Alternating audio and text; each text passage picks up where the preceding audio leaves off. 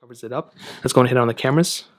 Now on the back, you can see the iPhone 8 has a single 12 megapixel lens. It's a wide angle lens. The iPhone 12 Pro Max has a wide angle 12 megapixel lens, a 12 megapixel ultra wide sensor, then a 12 megapixel telephoto lens.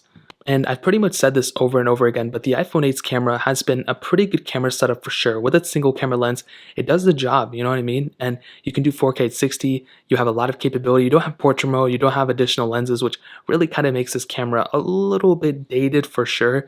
Also, I think the biggest differentiating factor is the front camera. You can only do 1080p on the front camera of the iPhone 8, where many other cameras nowadays can do 4K at 60, including the 12 Pro Max. So if you're somebody who shoots a lot of videos with the front camera, you might be better off using something like the iPhone 12 Pro Max in that standpoint. The back camera is still pretty good. I've already done a camera comparison between these two, and I pretty much found the iPhone 12 Pro Max the better one. But the iPhone 8 is pretty decent.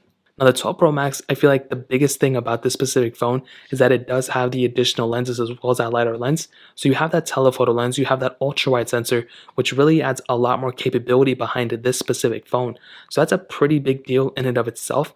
Now on top of that, you also have 4K 60, just like the iPhone 8. The video quality is better on this phone, but on top of that, 4K 60 on the front of the iPhone 12 Pro Max as well. So that's another pretty big deal. Again, if you're somebody who's just, doesn't really care and you're just using your phone as whatever, then obviously it's not really going to matter. But for a lot of people, they might want to have a better front-facing camera, and you're going to get it from the 12 Pro Max over the iPhone 8. Now ending it off.